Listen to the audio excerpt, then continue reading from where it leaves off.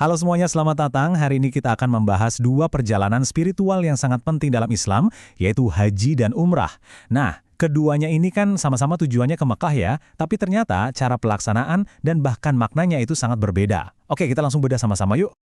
Tapi sebelum kita ngomongin soal haji dan umrahnya, ada satu hal yang jadi pusat dari semuanya, dan ini penting banget untuk kita pahami dulu. Ka'bah di Mekah. Ya, bangunan suci inilah yang jadi kiblat kita, titik fokus dari semua ibadah selama perjalanan ini. Jadi bisa dibilang, memahami Ka'bah itu adalah kunci untuk mengerti esensi dari kedua ziarah ini. Oke, kita mulai dari yang paling mendasar ya. Sebenarnya apa sih haji itu, dan apa itu umrah? Di bagian ini, kita akan kupas tuntas perbedaan-perbedaan fundamental di antara keduanya, mulai dari hukumnya dalam agama, sampai ke perihal yang paling krusial, kapan ibadah ini bisa kita laksanakan. Pertama, haji. Haji ini adalah ibadah ziarah utama dan hukumnya wajib.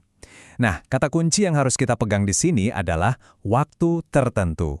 Ini artinya, haji itu bukan sesuatu yang bisa kita lakukan seenaknya kapanpun kita mau. Pelaksanaannya sangat terikat dengan tanggal-tanggal spesifik di kalender Islam. Nah, di sisi lain, kita punya umroh. Umroh ini sering banget disebut sebagai ziarah kecil. Perbedaan utamanya langsung kelihatan kan? Umroh ini jauh lebih fleksibel. Ibadahnya bisa dilakukan kapan saja, di bulan apa saja sepanjang tahun. Nggak terikat sama waktu-waktu khusus seperti haji.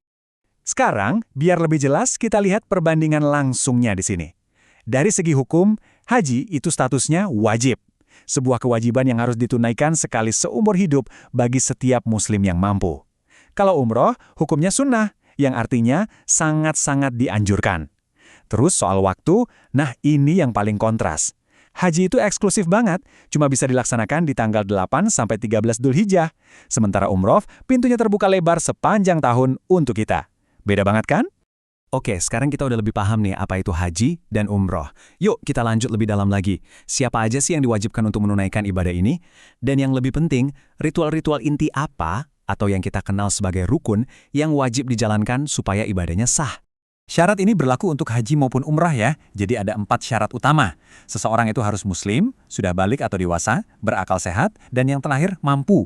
Nah, kata mampu di sini luas loh artinya, bukan cuma mampu secara finansial, tapi juga mencakup kesehatan fisik yang prima dan kondisi perjalanan yang aman. Nah, ini dia jantung dari ibadah haji. Ada 6 rukun atau pilar yang absolut, nggak bisa ditawar dan harus dilaksanakan. Mulai dari ihram atau menyatakan niat, lalu ada wukuf di Arafah, ini yang paling unik. Kemudian tawaf mengelilingi Ka'bah, sa'i, tahalul, dan yang paling penting semuanya harus dilakukan secara berurutan atau tertib. Sekarang coba perhatikan rukun umroh. Ada 5 pilar. Kelihatan mirip banget sama haji kan? Ada ihram, tawaf, sa'i, tahalul, dan juga harus tertib. Tapi, coba deh perhatikan lagi baik-baik, ada satu rukun penting yang nggak ada di daftar ini. Sadar nggak? Dan ini dia jawabannya. Perbedaan paling fundamental yang menjadi pemisah antara haji dan umroh adalah wukuf. Wukuf itu adalah ritual berdiam diri di Padang Arafah pada tanggal 9 Dzulhijjah. Ritual inilah puncak dan jantung dari ibadah haji, dan ini sama sekali tidak ada dalam rangkaian ibadah umroh. Inilah yang menjadikan haji sebagai ibadah ziarah utama. Nah, tabel ini merangkum semua yang sudah kita bahas dengan sangat ringkas dan jelas. Jadi intinya, haji itu wajib, umroh itu sunnah, haji waktunya spesifik, umroh fleksibel kapan saja, dan tentu pembeda utamanya adalah wukuf di Arafah yang hanya ada di haji. Konsekuensinya, karena ada wukuf dan ritual lainnya, durasi haji sudah pasti jadi lebih panjang dibandingkan umroh. Oke, kita udah banyak bahas soal bagaimana cara melakukannya. Sekarang kita beralih ke mengapanya.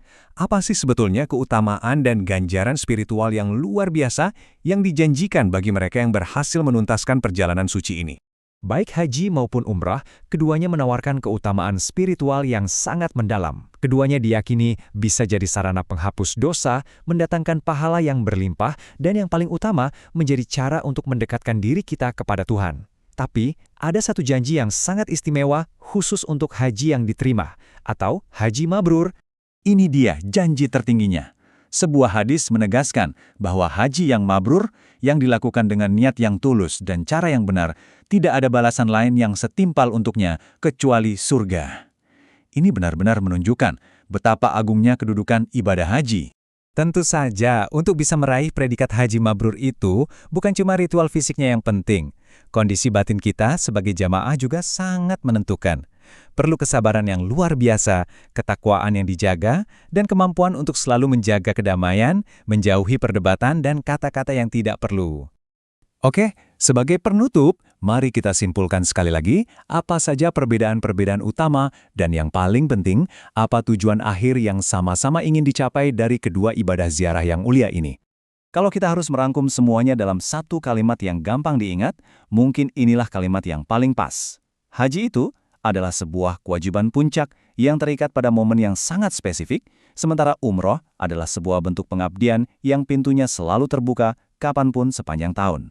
Dan pada akhirnya, mau itu haji atau umroh, di balik semua perbedaan ritual, hukum, dan waktu pelaksanaannya, tujuan puncaknya tetap sama. Keduanya adalah jalan yang berbeda, tapi muaranya satu, untuk sejenak melepaskan urusan dunia, fokus beribadah, dan berusaha mendekatkan diri sedekat-dekatnya kepada Sang Pencipta. Pembahasan kita berakhir di sini dengan sebuah pertanyaan untuk kita renungkan bersama. Setelah kita paham semua rukun dan syaratnya, menurut Anda, apa sih yang sesungguhnya mengubah sebuah perjalanan fisik menjadi sebuah perjalanan suci yang bermakna? Apakah hanya ritualnya, atau ada sesuatu yang jauh lebih dalam dari itu?